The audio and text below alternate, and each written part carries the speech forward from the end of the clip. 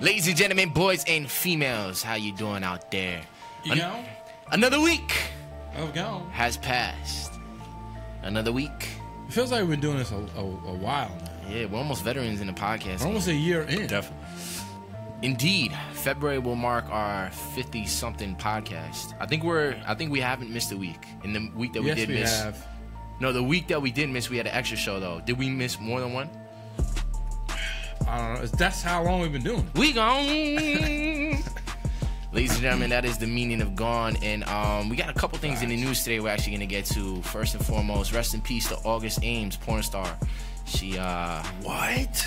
Yes. Wait, what happened? What? Porn star went down? Porn star went down. Headphones down a little bit? Or Turn is it. Yeah. Or is it- Yo, funny part about this thing is I saw it on Twitter and I was Nice. like, who is that? And then so I looked her up and jerked off to her. And then, Respect. You gotta, I guess that you gotta would- honor her by doing that. yeah, it's only right? But, Hey, August. that one was for you, August. Wow. Damn. What is she? Well, from what? August didn't make it till January. Dead at 23? Yeah. What happened? Suffered from That's depression. Jizzle? Shocker. But I don't know. They say it's unclear right now, autopsy, but it's probably going to show Committed that she suicide? committed suicide. Oh. Yeah. So rest in peace to you. Was she overdose on drugs, maybe? Or dick. Who knows? A little bit of both. Yeah, man. That's kind of crazy. It's a rough game, that adult industry. It's a rough one. Yeah. Damn. And she was taking it like a champ. I got it now. I feel weird about watching her porn. Yeah, I almost felt like that, but then I was like, you know what? Salud, rest in peace. You know? She's doing what she loves, right? This one's for you, you know? Yeah. Yo, I feel like everyone should That was a bust one toast for her. in a way. Yeah. It's like pour out a You little gotta liquor. bust one for her. Right, Yeah. it's like pouring out a little liquor. Yeah. It's like pouring out a little. Yo, I don't know how I feel about this right now. I felt conflicted after. I don't like remember jerking off to her, but I probably did. She looked familiar, but then again, she looked like feel like your average porn star. Yeah, I feel like they all look alike to an extent. She was getting after it. She was in this position where her head almost didn't even look like attached to her body. I Wow. was like, man, this is David Blaine porn? Like, what was that? Respect. But, yeah. Respect to you, young lady. Damn, salute to her. Wow. I wonder, like, what do you think her funeral is gonna be like? Do you think it's gonna be like, what if her family, you know what I mean, didn't approve of her lifestyle, but she still sure has they this didn't. she still has this community of friends in the adult community that want to support her. It's like a stripper thing. Like all strippers are friends with strippers. Right. I would assume all porn stars are friends with porn stars, and you know you would hope they have friends and stuff. I'm sure they do. Could you date a porn star? Me? Nah. Like I had a friend that did. yeah. We have a friend that did. How'd that go? Shout out to Steve. It was interesting. I wish Larry was here to break it down a little more thoroughly. But it was funny because we were shooting a music video and she was there. And we were like Was she needed like famous? Was she known or like? She wasn't that big, but Now I think she is now a little bit. she does some views. Can we drop her name? I don't even know her porn star name. It was something so generic. It was like an Italian Facebook name, like Mary Marie or Danielle Marie. It was something, okay. something like Wait, it's not Danny Daniels, is it? nah. Adriana. It's bad. Not a Adriana? Dan Daniels. Huh? What was it? Adriana? Adriana Marie or Adriana something? I'm on Pornhub, so I'm just gonna do All right, there you go. There you go, This is a man. healthy podcast out there. But all right, so funny story back to the porn star being at the video shoot. So we're shooting this video. Me, there's actually a big feature record. There's like 4 artists involved in it. Then my boy that's shooting the video is dating the porn star at the time. And she's there. She's on the set. It's funny because it gets to a point where I was like, you know, we could use a girl for this video. But like no one said anything because it was all respectful and everything. But she was so quiet. Yeah. Like one of the most quietest, shyest girls I had ever met. Frank, you met her? I think at the You wouldn't even know because that's how shy she is. I think at the you had a show at you performed at what are those bars in the Bronx? Oh, Alfie's. Alfie's. And I think she showed up to that. Yeah. But she was just like really quiet. I didn't really have a judgment on her, but Maybe she was just saving her energy. indeed. She's not camera shy, let's put it that way. Yeah. She's real life shy. Yeah. I mean, porn stars, they're probably like I mean, they're probably just normal people. You know what I'm saying? I would assume so. So are strippers, you know? Yeah, That's so what I'm saying. all chicks with daddy issues. Yeah. I mean, yeah. It's pretty conclusive, even though it's such a stereotype. 95%. I mean, there's probably a small percentage of them that know, you know, the ones that strip to pay tuition and all of that just do it as a business. Of course, it's a thing. You don't think? Could you date a porn star? Like, not just date, because you know. I couldn't marry a porn star. But then it takes. If she only, I mean, she did only all girl scenes, yes. But then you guys are just fuck buddies, really. Because like, if you don't really have like a deep intention of a real relationship, it's true. Not to say that you got to think of marrying every single girl you're with, but there's always some entertaining the thought of if you this could go long term. Yeah. If you're spending enough time with them, yeah. Yeah, exactly. Yeah. But but I couldn't get serious. Be that good. I would date a porn star. Yes. Yeah. Yes. Would you ever do one of those? What's that bank bus that they drive around and they drive around and they pick fuck up, and they pick you up and they just fuck. There's you no right plot. They just fucking. Would you ever do that? I don't think I would do that. I don't ever want to be on like a porn site. I would if I didn't have like a music career. Yeah, if I was a nobody, I guess I would do a lot of shit. I might as well at this point. You know, fuck it. Fuck it. Do me a favor, tip your camera up a little bit. I'll just be that guy. Yo, you heard about that rapper that just be smashing chicks in the bang bus? Yo, he kind of got bars. Right. I thought you were serious for a second, bro. I might be. Shit. That's the Holla at new. me when I'm done with my relationship. That dude, Vitali, what's his name? Oh, he's the YouTube guy. Wasn't he in the porn? Was he? I don't know. Didn't he get banned from the internet? I don't know.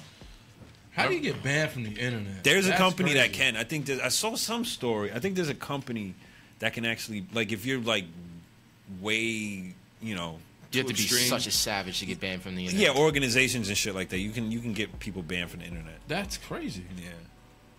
Because we have Al Qaeda, we have KKK. Everyone's on the internet. How can you get banned from the internet? That's right. It's like free speech. I mean, that's why it's such a. Do you think this net neutrality shit is gonna this whole thing where they're gonna try to fucking? I know we talked about this. No, they didn't vote on it. They have to vote on it again, I believe. Oh, okay. I don't know. Obviously, I hope it doesn't go through, but I think there's just so much money with the lobbyists for the cable companies, internet companies, providers, and stuff like that it's gonna be tough to stop it. It's just a wave of cash probably being thrown at them to vote that way. Whenever money gets involved, we see where people's intentions go. Yeah. Yeah, but I got a couple good things that I was watching, that I was reading throughout the week.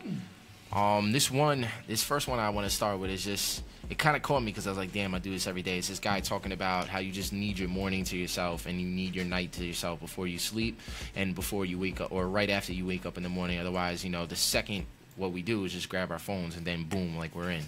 And we don't even have that moment to ourselves. Everything is just response from then. Do you have like a morning ritual? Like something that you do, like August Ames? Nah. Aside from let one off? No. Nah.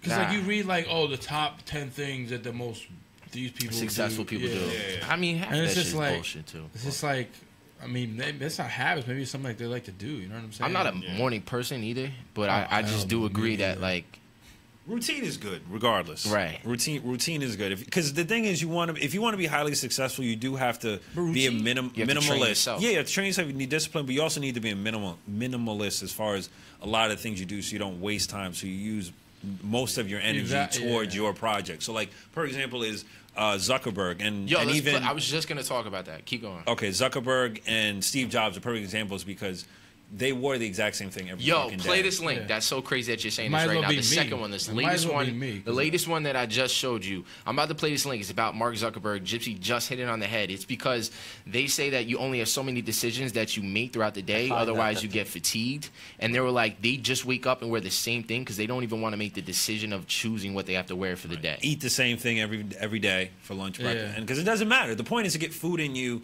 to be full, to calm your mind and body, to do your work, to do what you want, to be productive. So check this out, and this guy's going to break it down. Is this one right here? So I like Mark Zuckerberg. Yeah, it's time, Mark. I find that the people... Damn, I don't think... Let me see. My bad. Yeah, that lower one. The lower one, yeah. Okay. The very last one, yep. Perfect.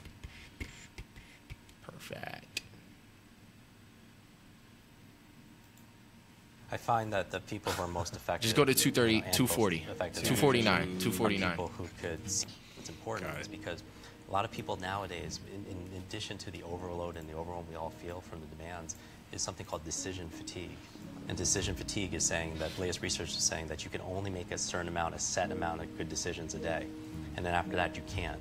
And so people like, even simply, you've heard that Mark Zuckerberg or Tony Hsieh, they wear the same clothes every single day, the same sweatshirt, the same Zappos t-shirts, and you ask them, not the same, you know, they have their whole wardrobe, 20 of them, but the reason why is because they don't want to waste a decision on what should I wear today when they could be working on, you know, the things that they're most, you know, excited about.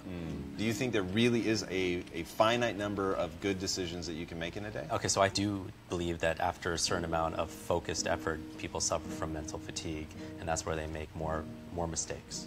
You know, that's where people become shorter with their temper. That's where the people make less than the best decisions ever, just because. And let's fast forward and let's jump into, because he says another real interesting thing, basically talking about. Do you know Mark Divine? Just in general. One of my very first students, she was a freshman, I was tutoring her. She read 30 books in 30 days. Let's go to 8:10, 8 minutes and 10 seconds. seconds. Her mother was diagnosed with terminal cancer and was given 60. You know, getting involved, rolling up your sleeves. Because here's the other tweetable, is learning is not a spectator sport. Learning is not a spectator sport. It's just like working out. And people see people who read an immense amount of information, right? Or they see people who are just really good with their mind solving problems. And they're like, oh, that person could do it because they're really smart. That doesn't make any sense to me, because that'd be equivalent of me looking at someone at the gym, someone's bench pressing all this weight. They're like, oh, that person could do it because they're really strong. It's like, no, they're really strong because that's what they're doing. Right? They're doing that on a regular basis. That's why they're showing those kind of results. Same thing with your brain. Your brain acts like a muscle. You know, obviously it's an organ, but it's like a muscle. It grows stronger with use. But it's use it or lose it. And so many of us are outsourcing our brains to our smart devices. So it's keeping your memory, keeping all that stuff. And so they call it digital dementia. How everyone's all forgetful and absent-minded, senior moments coming a little bit early. They can't remember simple things that conversations, everything. We're literally because they're training downloading their our brain memories, to have everyone thoughts. else think about it, Things keep your that we would schedule, normally just all keep that stuff. as our memory. So we live in an interesting world of overwhelm and anxiety, and people are still, they're so stressed, their amygdala is so under fire all the time, they're reacting as if a saber-toothed tiger is coming at them. It's crazy, yeah. We can cut it out from there, but what is that? Where can I find? I'll just link me to that. Yeah. The guy's last name is Quick. I forget his first name. Jim Quick. That guy has the easiest name ever. KWIK. It's quick to remember. Yeah. It's like Quickie Mart. Yeah. But that just hit me, and I'm like, damn, wow, that's. And I've been privy to that for a while. I was like, damn, you know, just using it. If you don't use it, you lose it. The brain is a muscle. I feel like that. Like I feel like I'm losing it sometimes. Like I'm not Totally. gonna lie. I do. Like, I don't remember shit. I don't. My see, I can't even think right now. No, that's because I'm stoned. My handwriting isn't as good as it used to be. You know, my memory of just basics, spelling is. I mean, it's proof of everything, man. If you don't use it, you'll lose it. Yeah. But yeah, it was interesting what he was saying, and it's so true. I think you do have a certain amount of good thoughts. You know, a period during the day when you peak. Right. You know, you peak during the day, and you just have you do have to use it. Otherwise, because remember what movie was that? Oh, The Departed. Towards the end, remember when Leonardo DiCaprio was talking to the chick, and he had left the office. He's like, "How come?" She's like, "How come you always get the worst clients at the end of the day?" And he's like, "It's not rocket science. It's because you're tired. It's the end of the day. You know what I mean? So you're not inclined to be as helpful towards the end. So mental fatigue is real. It makes perfect sense. My favorite quote from that movie is he said that the Irish people are the only people that are impervious to Freud's analysis. That's just because I'm Irish. But so why would you subject yourself to this shit? Right. What else was I just gonna say on that topic? But it's so interesting because the second I wake up, sometimes the things that take no brain power. If I'm taking a piss, I'll be checking my phone, just stupid shit. I'm like, why am I checking my phone this much? And it hit me that I'm like, I still get my greatest decisions in the shower, and it's just because I don't have my phone in the shower, and it's just like the greatest thoughts in the shower. Greatest thoughts in the shower, and then there's actually a theory behind that too as well. I read it in Mastery, explained it, because when you're concentrating on something so hard, you know, and you're concentrating for days, weeks, sometimes even months, and sometimes even years, if you've been concentrating on something for that long, you're using your brain as a muscle, and sometimes it's getting overworked. And when you're shaving or when you're showering, all these thoughts, the accumulation of all those thoughts and long hours of concentration, they come to you when your brain is doing something that is completely relaxed, and you're active, but you're completely relaxed. And so it's just like, that's why those thoughts hit you when they do. So. I bet you also in the shower, the fact that the water is running, there's a very sensitive, calm feeling when the water's running. You're cleaning yourself. You know what I mean? Like, there's a lot of layers to take a shower. But I think you're right. Yeah. Like ritual moments where you have to be calm and quiet and relax your mind. That's when your subconscious can kick in and kick stuff to the conscious mind. Yeah, I totally agree. But yeah, it's crazy, man. It's just like, we're locked in. Yeah. And, but it's crazy because as soon as we wake up, we like jump right into the matrix. You look at your phone, like, jump right into the matrix. Did I get any missed calls or texts or anything? And it's tough because your alarm clock is your phone. So it's like, you know, you're picking it up to wake up. Right. Which is kind of, it's like, all right, how do I not? I'll sleep through my fucking alarm. And it's like, none of us are getting that many notifications that we have to. Exactly. You know what I mean? Like, you ain't that popping. No one's that popping. Like, no, like, and the ones that aren't that popping have someone else running their shit. Exactly. Well, I think also though, a lot of people's livelihoods has to do with the internet now. Yeah. A lot of people make their living off the internet. Absolutely. That's very true. Even if it's like minuscule, like they make $50,000 a year, but they're using you know what I'm saying? They're using the internet, whether they're at home working, you know, a marketing job, or they're a social media Instagram person that makes money. You know, it's a lot. Yeah, no, every message. It's shifting to that, and that's why a lot of jobs are going to be gone, man. The next 50 years, it's going to be like a weird. That's another reason why I think Bitcoin and that crypto space is really growing, because it's just interesting to see what is going to happen. Yeah, and I was watching Joe Rogan talk to Peter Schiff. I was going to play it on the show tonight, but there was nothing that was that substantial that I thought that his reasoning was actually like that great. But he was just trying to make the argument that Bitcoin is not going to last because it is not money, whereas gold was traded for certain things. Like if you date back to the barter system, it's like, hey, if you raise chickens and I make a chair, all right, give me some chicken because you need a chair. Yeah. And then eventually that led to gold, and it's like that just turned to, all right, I need chicken, here's gold. And then the dollar was based off of gold. But then Joe Rogan made the point, now the dollar is not based off of gold and it's based off of nothing. So I don't see why Bitcoin really can't work. You know, because currency right now, we're not basing currency off of something. What is it? Exactly? It's based on perception.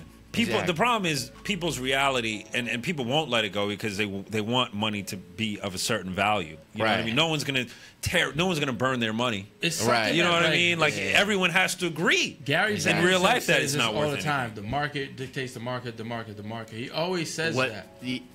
And that's true because you said it right. Money. What is money really? You know something what I mean? is what people value. It's worth what something's willing to pay for. Exactly. And so, I just sent another clip. This is Gary Vee talking exactly about the market dictating what things are. And we just Jedi mind tricking this whole podcast.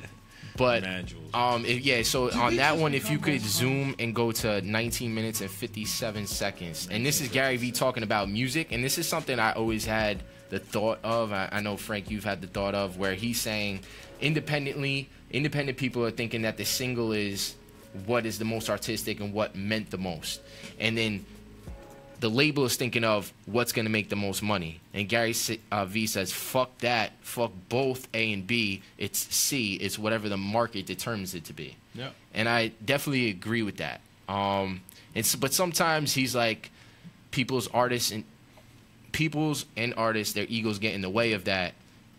And it's like, no, fuck it, you just got to be humble and just let the market dictate. So there's him talking about that. I'm a big thing in me in advertising while we popped was I think the market's always right. And I mean 100%. Wow. I've never sat in the moment of my career on anything I've done, from my dad's liquor business to me being a public persona, If it didn't work, they were right, I was wrong. And as I've spent a lot more time with artists, and I don't mean just hip hop artists, I mean the 300 people in my creative department, my team, artists, the ego stops them from the humility that becomes their strength. So one thing I've been really interested in is the notion of like sitting and listening to albums, right? And like, and then understanding like they want one of the songs to be the single because it's the one that meant the most. I do it too. There's some shit I talk about. Patience. I want more than life for all these 30-year-old and unders to have patience because they can win. You know, they can win if they're not shortcutting. You know, true confidence. Like, why do you need things? Oh, because you're insecure and you want to get girls with it, or you want to show somebody that you made it. That insecurity stops you from really getting there, right? Yeah. So there's things I'm passionate about. So when I make content around that, I'm like, I hope this goes. And when it doesn't, I'm fine with it. I just collect it. So you're talking about something with A Boogie that I thought was interesting and something I've been thinking a lot about as we continue to have these meetings. I'm trying to help bring value, is the notion of the single. So this comes out. Okay. I'm dying to know the meetings of this crew and definitely dying to know what's going through your head for weeks of like what's going to be the single. And I don't know if that's how you think about it, but damn, 90%, 95%, maybe 100%, and definitely if you got a label. Yeah, like, I know you don't. Definitely if you do, they're picking what's the single, right? Yeah. But even as an artist, like. So basically he goes into that, you know, the artist picking the single versus the label picking the single. And I definitely believe that the market dictating is the best way to do it. I just feel like sometimes, Frank, you probably felt this too, it's like, it's got to be scalable though. Like I love when, like I would have these conversations and people be like, well, this song did more hits than this song, so it was more successful. And then I would be like, well, we promoted that song more than we did this song. You know what I mean? Like someone's like, oh, Caught My Eye is your best song. And then it's like. Yeah, because it was, I mean, not that it's not a good song, because it is. No, it is. But I definitely get that, but it was the way it was marketed on Vivo that when Dr. Dre comes out with a new video, it's right there. It's the next video that plays after it. Yeah. Because of the algorithm that we were lucky enough to have set up. Exactly. So it just becomes one of those things where it's like, all right, even if I just feel like I need a little bit more fans, and then you would have to do a study where you drop it all in the same place to the same fans and then just see like what their reaction is.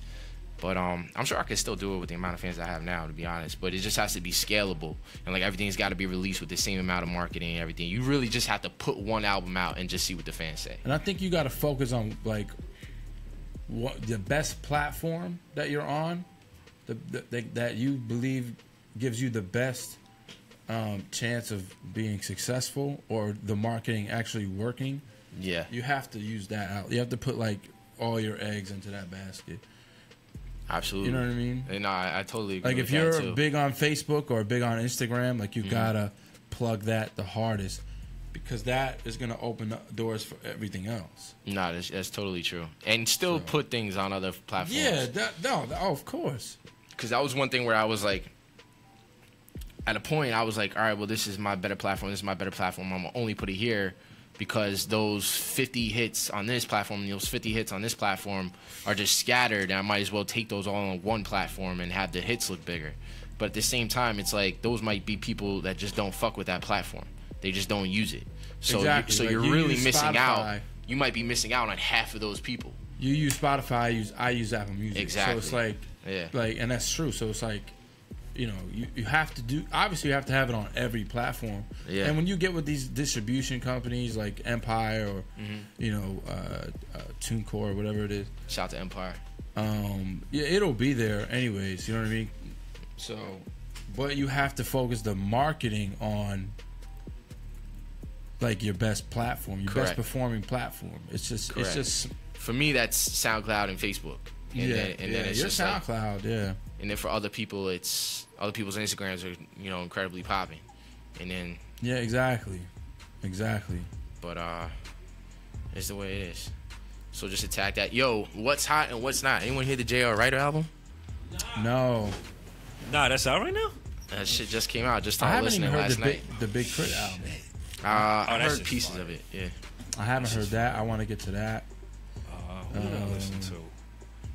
I think I had this conversation with Jips. Like, I don't fully digest albums like as I used to, because when you used to get it, you used to buy it and you used to listen to it a couple Used to times. smell the. Now it's like Inside the tape, I can still. Oh yeah, I used to envision like it. I open can up still the smell package it. and like the smell. I'm like, wow, this is nice. For me, you'd right, sit with an album for a month. Now I Yeah. play it 3 times and I want to hear what else is out. yeah.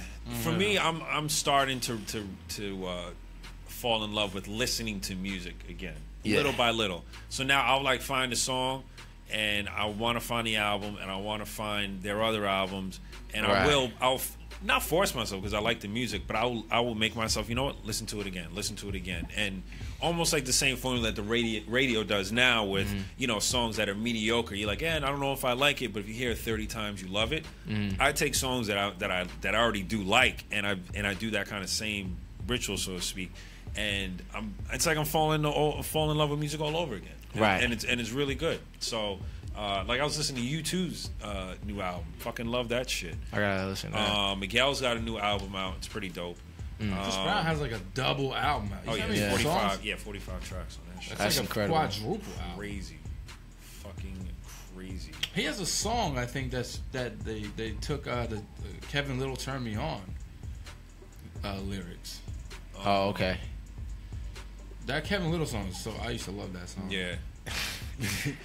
And then you also saw a fucking Quavo diss Joe Budden. Again, they got beef again. That's the Migos. He actually dissed him in a record though. I got a clip of it. I'll just send it to you, Jips, if you could. It's on his Twitter though, so maybe you could play that. I think I got it. The clip of the song, but it's just funny. Like in my head now, I'm like, is Joe Budden gonna respond to this? Like, do you have to respond to that? Is He Joe probably Budden retired? He's on his podcast. He got his podcast with. Is he retired? Nah, you know, I mean, he never retired. He's a rapper. Yeah, he's a rapper with a podcast. Well, Yeah. like what's? He's not just a podcast though. He got like a show. Yeah, he does. You know what I mean? He does that show. That show's big. Oh wait, we got a call. We got a call coming in. Caller, you gone? You definitely gone. Hello? What's going on, caller? What's going on, man? Chilling, bro. What's going on? How you doing? Chilling. Is this Kenny Shane? Yes, sir. Who's calling? What's your name? Ain't shit, man. I honestly wanted to get your opinion Sure. on a certain fact. I apologize. You feel me? It's a Wednesday or it's a Thursday night. Definitely I'm Wednesday. getting a little but all tipsy. right. I feel you. Or Wednesday. You feel me? I'm in Vermont, but I wanted to get your honest opinion, Cheddar cheese. Kenny Shane, because I fuck with you. I fuck with you on Facebook. I fuck with you on Twitter. Mhm. I wanted to get your honest opinion on what you feel about the Joyner Lucas and the Logic situation with the 1-800. You know, I don't know if you've heard about it, but you know, Joyner Lucas is. I know who He's Joyner Lucas beefing is. with- He's beefing with Logic. Huh? I He's- saw he- something briefly about that today. So just fill me in on this, because I know who Joyner Lucas is. But he's beefing with Logic, or what's the? Yeah. So he's beefing with Logic. Joyner Lucas is claiming that he came up with the 1-8, or he came up with the 1508 shit. Oh, And okay. you feel me? And yeah, he's saying he came up with some shit called 1508 Right. before the 1-8. You know what I'm saying? With the 1-800 shit. Right. And he's saying that he, you know what I'm saying? He doesn't respect Logic because Logic came out with that shit. And I wanted to get your honest opinion on how you feel. You know what I'm saying? Like I Yeah. feel like you're an emerging artist. You're breaking out. You're coming out. You know what I'm saying? How do you feel like with an artist that, you know what I'm saying, has some gain, has some capital on you? You know what I'm saying? What do you Yeah. feel about them sharing some idea that you might have? Right. You know what right. I'm saying? My honest opinion when it comes to things like that, I would have to hear like both songs and then like compare them and then think if it was that But blatant. Joyner Lucas is saying that Logic heard that whole thing. You know what I'm saying? I doubt it. He's He might just be he's saying that. He's saying Logic heard that whole thing, heard the 1-800, heard the 1508. He's saying he Yeah, was I called doubt it. 1508. I You know doubt what I'm it. saying? I And think then- Yeah. I doubt that Logic heard it and jacked it. there's nothing new under the sun, and you know, as artists, like we all looking, and especially with a lot of subjects, we all cross the same subjects. You know, you could even go back to Nas. Like at the end of the day, he did a song that it was so genius at the time, where he's rapping as he's the gun. And then, like, you know, years later, G-Unit does a song called My Buddy, and they're talking about a gun being their friend.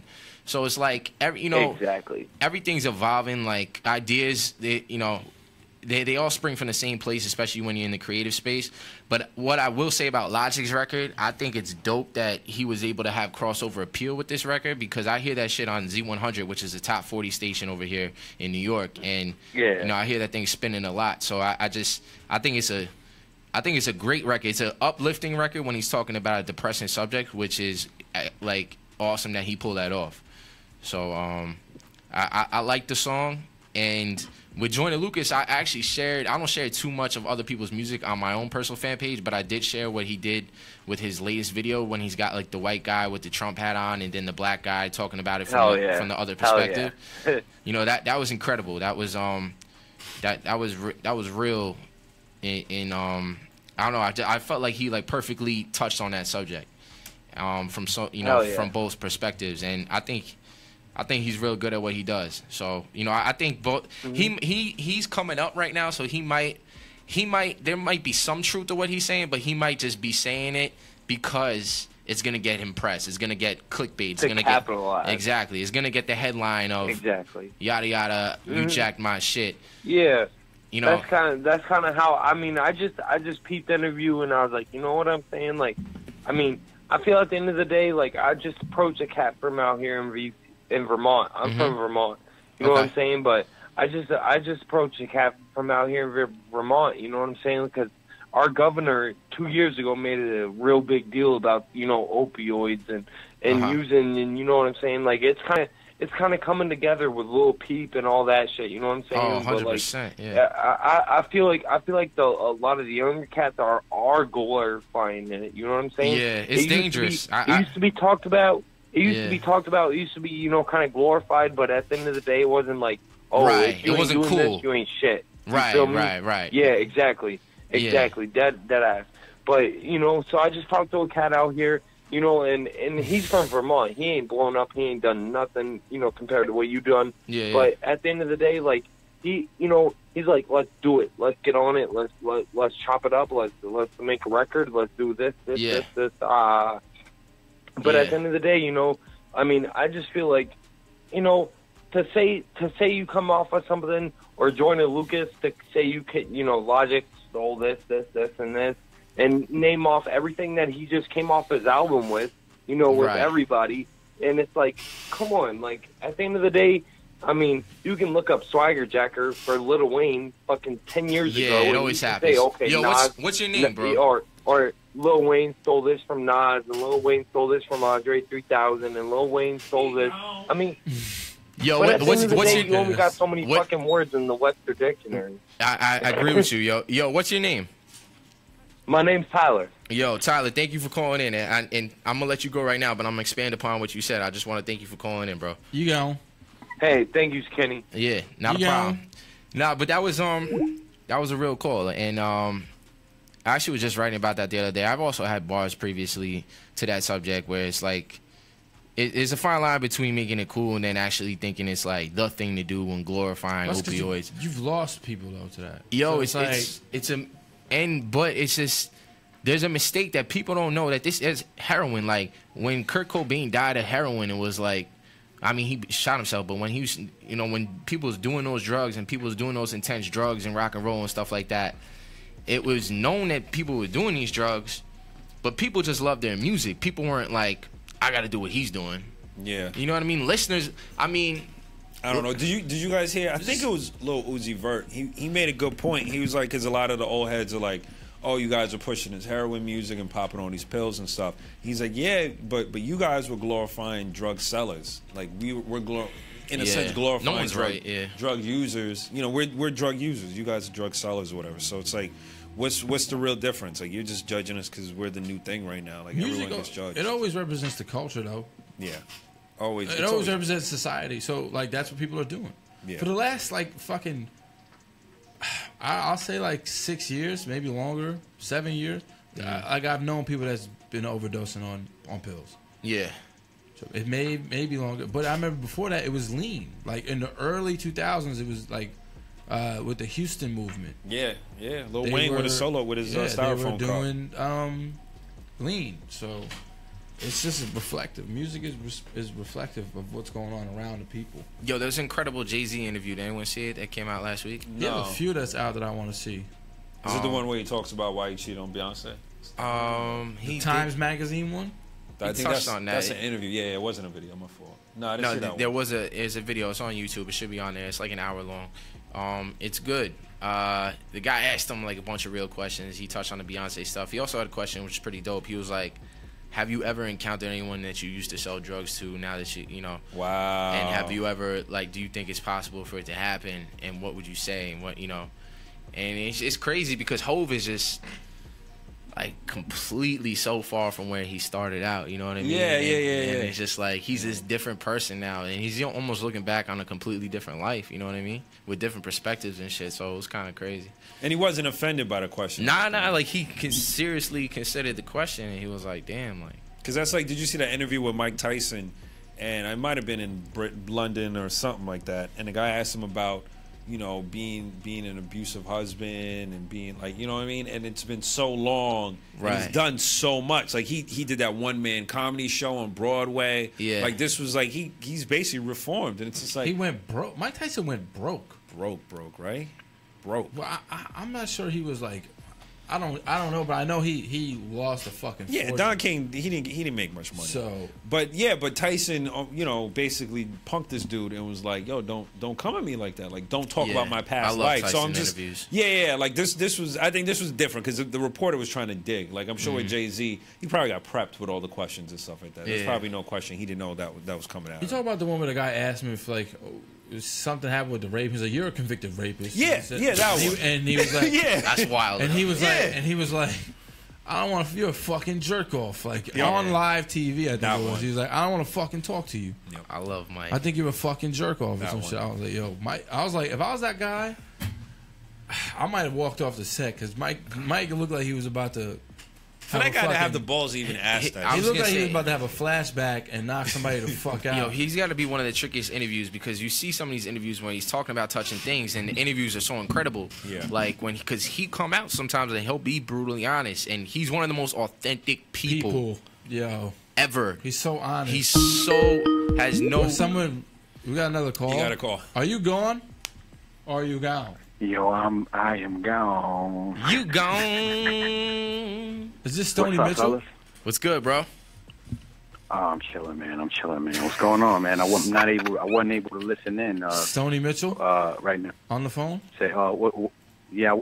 I just called in real quick. I wasn't able to listen in. Well, I don't know what y'all talking. What's the topic right now? What are we talking about? We're just talking about Iron Mike and then like him having some moments in interviews and stuff like that. Oh yeah. We got a guest over there? Nah, you the guest right now, bro. You the guest. Okay, bet. First off, I want to give a shout out to everybody watching the show, everybody listening, right? I want to talk about a few things. Oh yeah, pardon me, fellas, too, man. Listen, man, my grandma's in the hospital. I'm in Brooklyn right now. So oh damn, man. You got our prayers are with you, man. Yeah. I tried to reach out, but I got all like, you know, everything's been moving so fast and shit. I keep, you know, but however. Yo, I was watching the video from last week. Right? Yo, I be talking too motherfucking much on the podcast. Y'all gotta shut me up sometime. Man. I was watching the video from last week. It's funny you said that, and then I was like, damn, I need to just get better at what I'm doing, a little more show prep and certain things, and that's why I came prepared tonight. But don't worry about it. We all feel that way, man. Yeah, man. Like I gotta start watching the not back about you, about ourselves. You know what I'm saying? Start watching the back episodes so I could, you know, polish up on that thing. You know what I mean? Because I notice y'all, the progress is crazy. The progress that you making every day. You know what I'm saying? But sometimes I regress too, man, because there'll be shows when I actually do listen back to the previous one, and then I'm like, oh man, yo. You know when you don't have a good one. Yeah. You know when you don't. Cause some days you're just out of it too. Some days I don't have the fucking energy. Like I'm like tired. Yeah. Like especially when we used to do it like during tax season and at 9:30. That was crazy, right? Remember, like working 7 days a week. Modafinil. And Need that. Yeah, modafinil. Yo, Modafinil. honestly, man, I know somebody that's prescribed. I'm not gonna say their name, but I know somebody that's prescribed. What is that? What is that? Wow. We're about to get into that. It's a it's like It says it right here. Modafinil is a wakefulness promoting drug used for treatment of disorders such as narcolepsy, shift work sleep disorder, hyperinsomnia, and associated with obstructive sleep apnea. It also has been seen widespread off-label use as a cognitive enhancer. And then its original use used by the military. Yeah. And this guy Tim Ferriss, he talks about it a little bit. And Tim Ferriss is the guy that wrote 4 Hour Work Week, and it's just about being super productive and I like Tim Ferriss a lot because he's like a human guinea pig. That guy, willingly human guinea pig. Yeah, we have a clip of him talking about it, but it's funny because when these guys that write these books, you just got to be a little more productive and motivation and inspiration and tackle your day and tackle your goals, and then it's like, bro, but you're on this super drug. Right. Like, you're on that shit from Limitless. Yeah, exactly. I don't think a lot of what do you mean? Like, who's on it, do you think? No, Is it super expensive? Is it hard to get? It's a prescription. Oh. I don't know too much. Would you take some shit like that? Yes. I mean, I've taken Adderall before, but not daily though. I would. No. Like once in a blue, I'll take it like maybe twice a year. I really don't fuck with that shit because, pardon me. Yo, fellas. Yo. Hello? Yo. You here? Yo, what up, Gyps? Yo, shout out to Gypsy, man. What's poppin'? What up, man? Hey, check it Chillin', out. bro. Since I'm not watching the video, I can't hear nothing you saying. It's just like right now from where I hear, it's just mumble. So instead of me holding up the line, you know what I'm saying? I'm just gonna send y'all some love, and I'll be back next week. All right, and I'm gonna go home, and when I get home, I'm gonna watch this video, and you know what I'm saying? We hope, Hear what y'all talking we about. hope everything's on the up. And Love up. y'all, man. Love y'all you too, boys, bro. man. We hope everything's good as well with your grandmother. Yeah, man. Peace. Peace. Take care. Yo, Tyler in the chat said, "Yo, Kenny Shane, please do something with Logic." Shout to Tyler and shout for that call. That was real. Let me call Logic's manager up real quick. Hold on. It could definitely happen. I actually have a clip of Logic that I'm gonna play a little bit. But back to Modafinil and Nuvigil or Provigil. Yeah. Are like the brand name of Modafinil is Provigil. Yeah. I just learned that. That's where that came from. But the guy was, I guess it's like super Adderall or a limitless pill, but he was saying that you get serious migraines. Yeah, migraines. Wow. After. Right. But yeah, you get serious shit done. See, like each person's body is different. Mm-hmm. You know what I mean? Like you might react different to a Red Bull than I will. No, that's true. That's true about everything. There's weed, alcohol. Yeah, exactly. So like, he may get headaches, but I may not. Or your head might explode. My head probably will. I'm just saying it might. Knowing me, I'm just a firm believer, and I think he touched upon it too, that with every up there's a down, especially when you're talking about any type of enhancement, any type of drug, depression, whatever it is, stimulant. Pros and any cons, up there's a down. And even just look at drinking, it's like, damn, I had so much energy, I was so happy, I was having so much fun. Damn, I feel like shit right now, I have no energy. It's just like, yin and yang. Yeah, it is what it is. Yo, I gotta be honest. I need to find one of these pills. Yeah, I need to find that shit. I'm not even gonna lie. Yeah, I mean, I need to find that shit. I would like to take it. Just to I'm not saying I would totally be opposed. I would definitely take it. When I have like a task that I want to do, like if I gotta that I'm like real serious about, that I would take that shit like. Let's see how this works. I would take that shit like every other day for like a year until I'm a millionaire, or I would take it every other day until I'm a millionaire. Depends how productive you are. It's not gonna be. It's not gonna be like the movie. You're not gonna learn Chinese. Dude, if it was like the movie, I'd be eating them things like Skittles. That's what I'm saying. But it's not like that. Do you think they're gonna come out with pills like that? I mean, at this rate, just to know that they have this stuff, who's to say in 200 years what they have, Yeah. But I think it would definitely, the limitless pill itself would just take, a very long time. Because supposedly that thing opened up the other percentage of your brain which you don't use. Right. Where these are just enhancing your brain that you have. Is that a fucking myth? The 10% brain thing? I've read that. I've heard that before. I've heard that it's a myth. Yeah, I don't know. But I wouldn't be surprised if it wasn't. I would like to think that we still have untapped potential in our brains. I think 100% we do. 100%. And maybe it's not. I think a lot of the times. And the question is technology diminishing that or increasing that? A lot of times, humans, if they don't believe it, it's not even gonna be like that. You got to believe it to achieve it. Like that shit is true. Yeah. Mm-hmm. You don't like lose I don't remember the story exactly, but it was something about. I wish I had the clip, but it was something about someone who was like, you can't run a mile in under 4 minutes. Like it's impossible. This, that, and this. And then like for like years, this guy tried, and then he finally did it, and then like people thought it was, and then the next, no one had ever done it, and then the next year, some like 100 people did it or something like that. Yep. So it was like no one even thought it was possible, and then one guy did it, and then like, everyone shit, everyone. It's like the Michael Jordan effect. Like no one could even imagine moves that he did back then. Yeah. But now, if you watch YouTube, everyone's moves are styled like Jordan and do crazier dunks. Yeah, it's crazy. Absolutely, he just led to the evolution of the game, and that's why he is Jordan because of the timing of everything. The timing, and it's interesting. If you put like just like an all-star player that might not even be like the best player in the league, not even an all-star player, like a player that's borderline all-star, and you put him like in the early '90s, and you'd be like, damn, bro, look at the way this guy's fucking moving right now. Right. You know, I mean, it's just the evolution of things. My dad was telling me about how like my grandfather, it's basically said like especially when sports got on TV, that's when people got better at sports because they got to see other people how they were doing do shit. Yeah. Roger you know what I mean? Bannister broke the 4-minute barrier running a distance,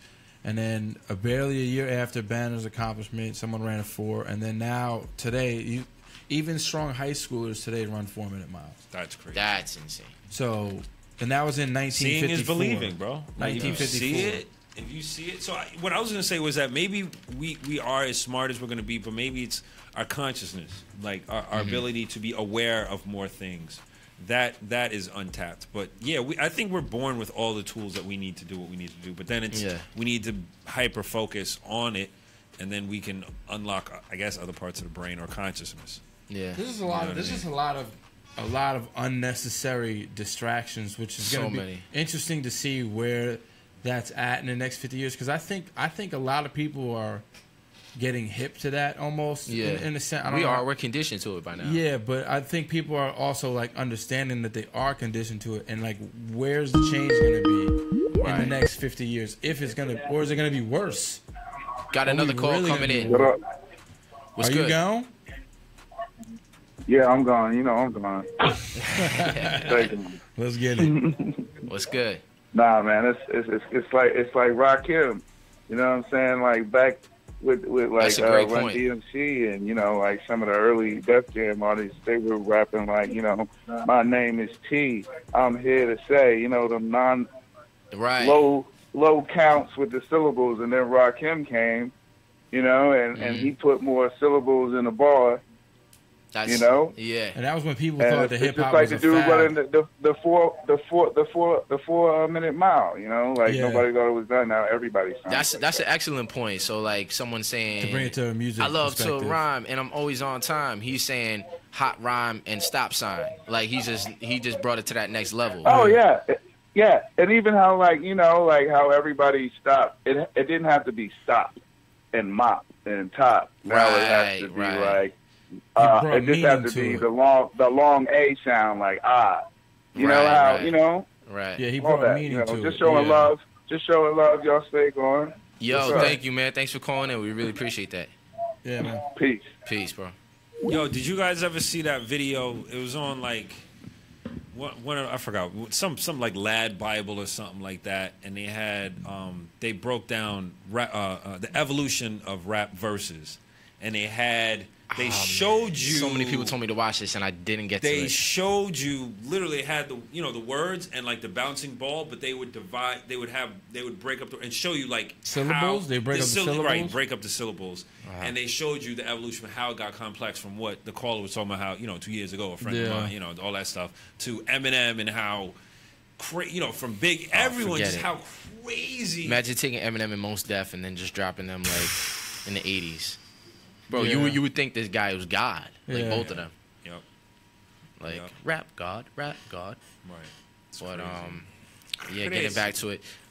There's also another link I just sent you, Jips, but it just goes back to the, if you believe it, you can achieve it mantra, and just that complete belief. This is Logic just talking about how he visualized himself on the cover of XXL.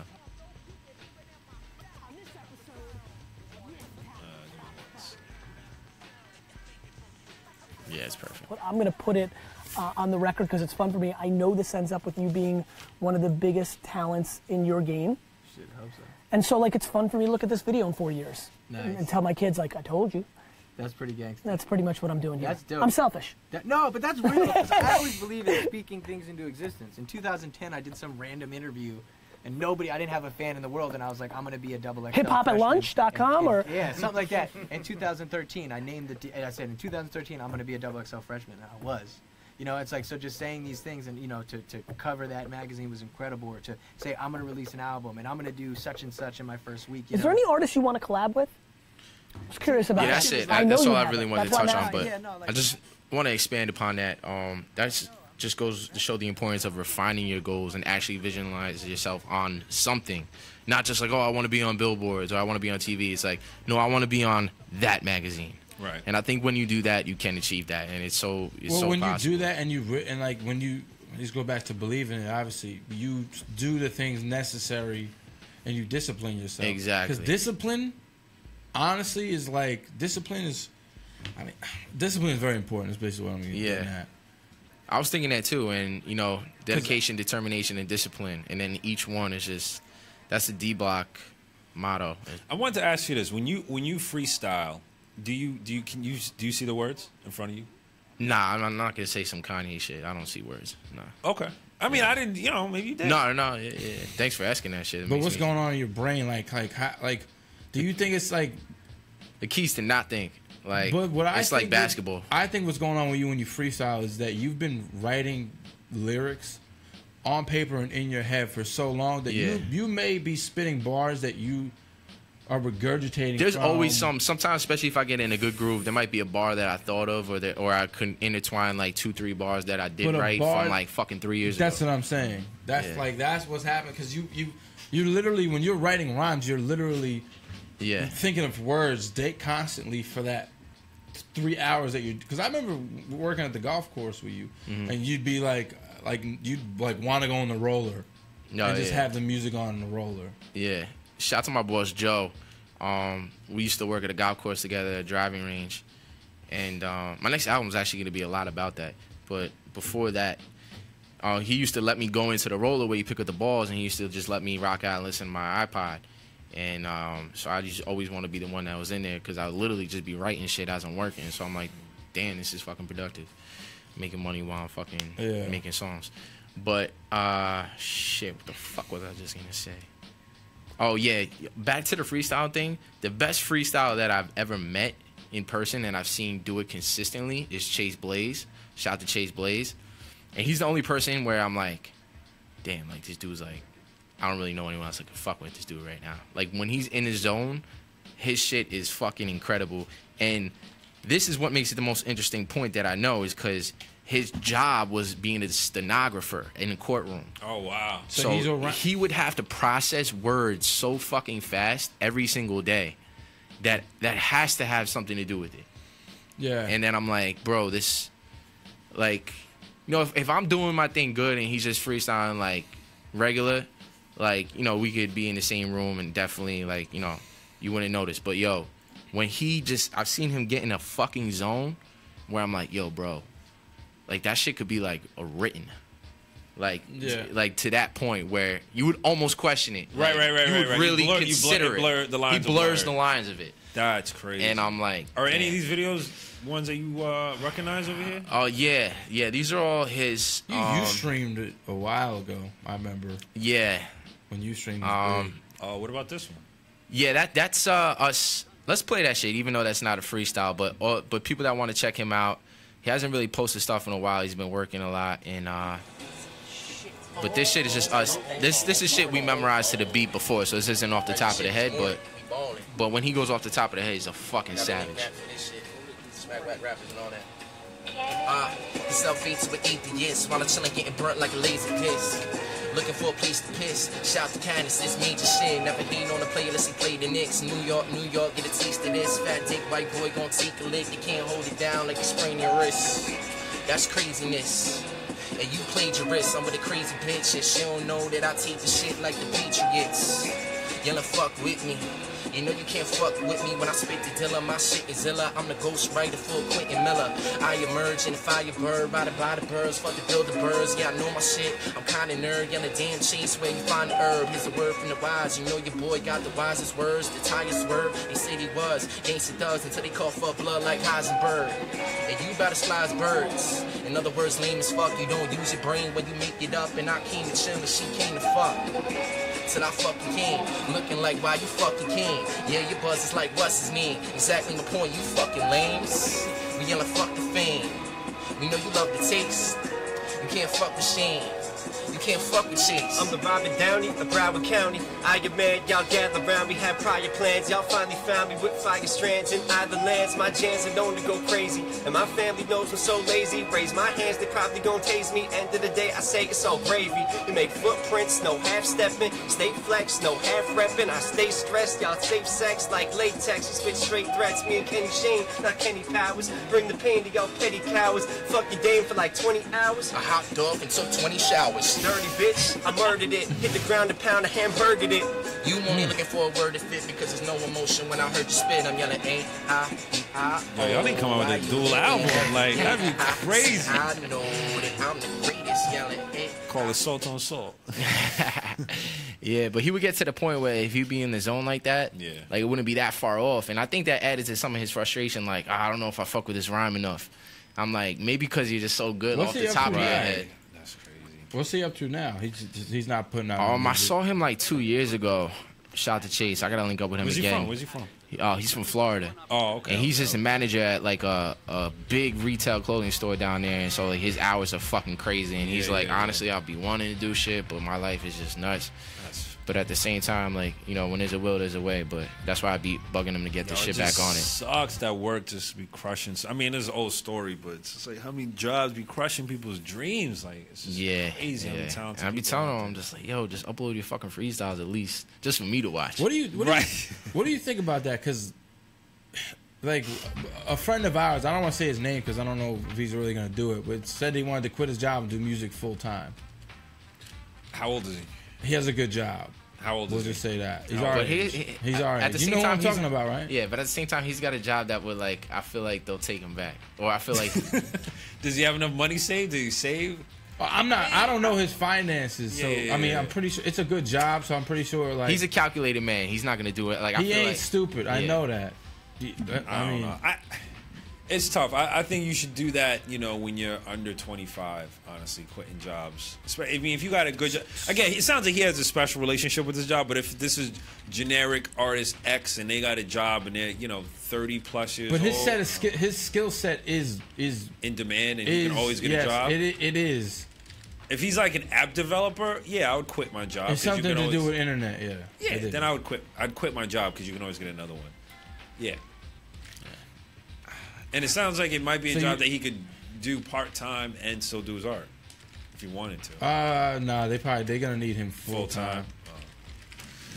Yeah, he could definitely do it, and I've been talking to him a lot about doing it. And shout out to Tyler for checking in and commenting on Chase as another YouTube buddy. We go back a while. And shout out to Jonathan Smith, my man. I see you talking about basketball. I'll see you tomorrow night on the court. That's my boy I'll be balling with. Yeah. But it's definitely. I think Russell Simmons also touched on, you know, just the fact of mentally being in the zone, and you know, it's one of the references he always used to say. He's like, it's like when you're playing basketball and you're in the zone, and it's like you just stop thinking. Yeah. I think that's the same thing goes for freestyle. Like when someone just falls into the zone or anything they're doing, obviously, artist, anyone. That's why I think Tiger's the greatest mentalist of all time. Oh man, the greatest. Yeah, he's what? The greatest mentalist, so to speak. I know mentalist is usually used. How did he finish up this weekend? He was doing. He did all right. He played poorly on Saturday. Tiger. I knew it was gonna happen because on Friday, like I heard he was playing terrific. He shot at 69 on Friday. I think he shot maybe a 70 on Friday, but then he dropped like a 78 or something, 74. You said Tiger Woods. I thought you meant Tiger like The rapper. The rapper. I was like, what? He's the complete opposite of that. Yeah, for the record. complete opposite of that. That Tiger Woods freestyle is the biggest L of all time. Tiger, you a fuckboy. Yeah, but he played well on Sunday. He cleaned it up nicely. I think he's gonna do all right. It seems like he's gonna be all right. He finished the round. I hope so, man. It would be nothing more better than just him to come back and I agree. at least be in that, you know. But Ricky Fowler fighting for majors and stuff. Yeah, that would be crazy. Especially making these young kids like scared, like because they're not scared. No, they don't even know. That's what happened though, because Tiger lost that mental edge on people. Yeah, because it's like the Jordan effect. Exactly. Stepping on the court, you already know you lost. Exactly. You know what I mean? 1000%. You can't say it any better. And Tiger was just a tragedy because he physically and mentally broke down at the same exact time. Right. And it's like your mental got shot, and then all of a sudden your physical got shot. I remember they made a big deal out of him. They were like, "Yo, he's changing his swing like every 4 years." Like, dude, what the fuck? He was a fucking workaholic. Why are you changing your swing? That's why he broke down too, man. Like, why would you change your swing that made you who you are? Because when you know you can be better. Like everyone else thought, because no one else. People that are that good are sick, man. Yeah, it's that, but also we thought that what we saw was 100%. To him, it might have been his 80% or 75. Like he knew there was more in the tank. Right. So it's like, and he's probably played rounds that aren't on TV that he knows. Like, damn, I can do this. Like I'm fucking Superman. Yeah. Like, I feel you, but at the same time, like, he was dominating. Yeah. And you gotta understand, like, okay, yeah, obviously, yeah, you can get better. No, it is a drastic. I know what you're saying. It's a drastic thing. It's like Jordan saying, "I'm gonna change my form." Yeah, that's what I'm saying. That's like Jordan saying, "All right, I'm gonna shoot like Lonzo Ball now." Yeah. Like, word, you gonna change the shit that just made you who you are? Right. Yeah. Right. Well, I mean, golf and basketball are a little different as far as technique and shit like that, but. Because golfers through their careers they do change clubs, they change swings and golf stuff like is that. Like technique is extremely important. Yeah, but repetition is even more important and consistency. That's why I have a love-hate relationship with Phil Mickelson because he's such a nutcase, a mental nutcase. Like he'll have like 4 or 5 different sand wedges or rotate 4 or 5 different sand wedges in his bag just because he's like he's just always finicking with something. He's always tweaking something, working on something. It's like, dude, you're one of the best, regarded as the best short game player in the world. Yeah. 3 wedges, fucking work at it, and get the ball up and down, put it in a hole, and you'll beat everyone. Right. Meanwhile, he still has 5 majors under his belt. He's still in, Hall of Fame, obviously, but he could be so much better. Oh yeah. He could have double the amount of majors, double the amount of wins. Second place finisher of all time. That's gonna be a goal of mine is to be better, is to actually play golf first of all, and then get better at it. You nice at golf too. This man. next summer. I gotta come play with you guys. I'm trying to get. I want to play with you guys, bro. Shit, I'm gonna learn from you, motherfucker. All right, we'll go play. Update: Knicks are up 90-82. So shout out to the Knicks. Porzingis back in action. Yeah. Yo, was he at the game? Was he playing the game that you went to? Nah, he got. Indiana. You was at the Indiana game? No, I went to the game this weekend when they played the Magic. Did they win? Nah, they lost. I gotta go. It was fairly close Nick though, game, up bro. until the end. It was fairly close. They're like 9th in the East, right? 11 and 12. Yeah. Yeah, they came back down to reality, but they also had KP and Hardaway out. And they're good at home though, which is good. Yo, they are so much better at home. You can go to a game and they almost won that game without KP and Hardaway. They're gonna play. It'll bubble over. That confidence will bubble over to the road, but it'll probably take them to the end of the year. Yeah, it's gonna take them a while, man. Yeah. I just hope they keep building. Hopefully, they can add another piece again. Like, I don't know. It's always that fucking weird thing as Knick fans. Like, you don't want to get stuck in mediocrity. You want another good pick, but at the same time, you want to keep growing and get better. Absolutely. It's the fucking torture of being a fan. Word. But, yeah, man. So, is that it? That's Are we going? I guess. Did you want to comment on the new tax plan at all? I know you kind of, that's kind of like your lane a little bit. Yeah, it is my lane to people that know me. I do taxes and I also do insurance on the 9 to 5 to make the money. Is it a good plan? I will do a. You know what? I'm gonna do a podcast about the tax plan. I just want to bring some material with me. Yeah. I can start rattling things off the top of my head, but I don't know exactly how everything's gonna impact everything. But and when is it gonna take place? Is it this tax season? No, not this tax season. The next tax season. So, okay. Yeah. All right, so that's good for now because I heard some things too that might not be good for. If you're in the middle of the country though, it does look great. Like, because number one, cost of living isn't that high in the middle of the country, and so you're not making that much money. And if you're married now, like the exemptions for being married. So it looks like a lot of people in the middle of the country, only one person works and they're able to live and the living expenses, and so it looks like you're gonna get a nice tax break. Big metropolis, you're fucked. It's just tough because being middle class in New York is not being middle class in the rest of the country, because it's like both the wife and husband have to work around here, and then now your salaries are double, and your salaries are already bigger just because of what you're getting paid over here from the companies over here, and it's just. You just miss out on so many credits that are supposed to be for you or supposed to be for the middle class, but you price yourself out, and then you're not rich enough to receive any benefits of being wealthy, and you're just middle class with no benefits. Wow. So it's just like it's been like that though in New York for a while, and California too. Just big cities. Anywhere where it's cool to live, unfortunately, I guess. But move to the middle, right? You want to kick a freestyle? Yeah, fuck it. Shit, you want to set it off? You want to do something? You want me to? I've actually been practicing. Have you? Oh, I want to hear this. Nah, I've been practicing. No, I haven't. Y'all, on the low. All right, I'll be honest. I don't know if I'm gonna kick a freestyle right now, but I will be honest though.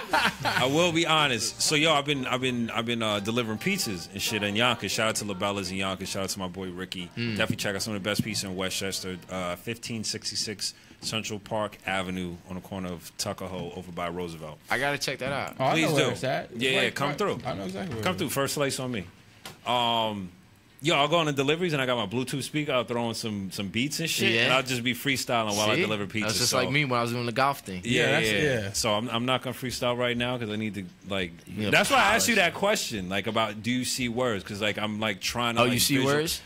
I don't know. Well, if it works for you, whatever works for you. Yeah, but it's like I really do see it like you said, like mental exercises and like you got to control I just make fun of like Kanye and Pharrell because I love when they have these interviews and they're like, "What do you think when you're like making beats?" And they're like, "I see colors." Right. I'm like, shut the fuck up. Right. What is that shit called? Cynicism? Cynicism? Maybe they do, but I don't know. I mean, it's like, bro, you see the program. That's all you see. Right. You close your eyes and then just, I mean, you gotta have concepts. No, definitely. I mean, I'm sure you close your eyes. I know firsthand. It enhances your listening experience, but the fact that they are where they are, like, I'm not the one to like believe in shit like that. Obviously, you know that. I do. Bro, I've been around so many people that make music. I haven't heard someone, yo, bro, doesn't this beat make you like think of like like Magenta? But there are people that there's where the brain is like rewired and you like can like smell colors and you can see music. No, I swear to God. You ever sniffed the number 9? No, like people like seeing sound. In extreme examples, like someone like Jimi Hendrix had it. You know what I mean? Like he fucking saw in colors and shit. Seeing sounds and shit. Yeah. There definitely are generational people who are savants and stuff. I think Kanye wants to be one more than he is one.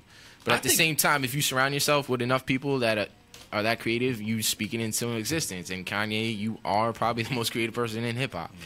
Synesthesia is called. It's related to music. He wound up being that, and there's no one like I want to hear Kanye's next album because you know it's just gonna be creative.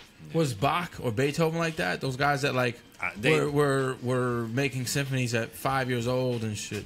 I 9 years old or whatever. I don't know. But yeah, synesthesia is related to music, and they also have perfect pitch because their ability to see and hear colors aids them in identifying notes or keys. The colors triggered by certain sounds. But I think it's also connected like to taste. Like you can, your taste is like wired to your sense of seeing and shit. Yeah, and smell. Like I smell something, you almost feel like you taste it. Right.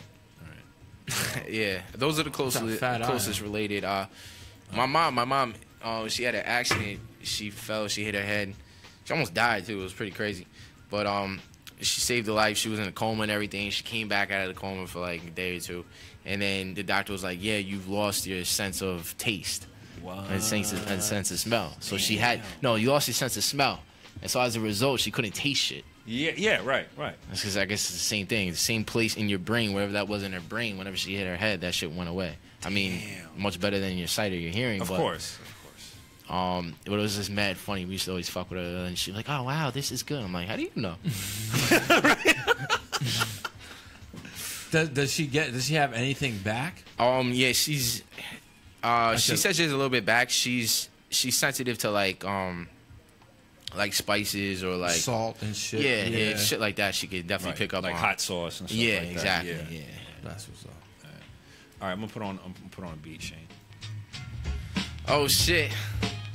I need Modafinil, even though I'm very ill. But you don't get the skill, I'm on a pedestal. You know it's ever still, even though the name Kenny. I got plenty pennies, did it the harder way. Sorta like Timothy Jr., I'll be schooling you, and then I fool you, cause you peculiar. I should've brought a ruler to measure my dick. Goddamn, get slapped with it, and then I slap critics, cause the rap did it. You know I speak for myself, when I be speaking of wealth. You know that health is wealth and time is money. So don't be looking at me funny when I'm getting money while I'm fucking your honey. Playboy bunnies, you know I run it back to the old school and then I flip it to the future. It's just how I do. You smoke blunts with Medusa, that's what they used to say. But I don't know where I'm headed, back to Six Flags, where this life's like an up and down ride. Let it glide, no pride, I'ma push it to the side. And you know I just vibe when you see me in the studio. Foul boy Yu-Gi-Oh, I going past that like Ricky Rubio. I thought that you should know, but you don't know, cause why boy, you stupid though. You know I speak the English and I flip it very well with the Espanol. I let it roll, let it stroll, motherfucker, like roll with the S in the front of it. I don't even care, cause I'm blunting with the crew and we running with the No, we out of here, the Gawncast. We on. We on.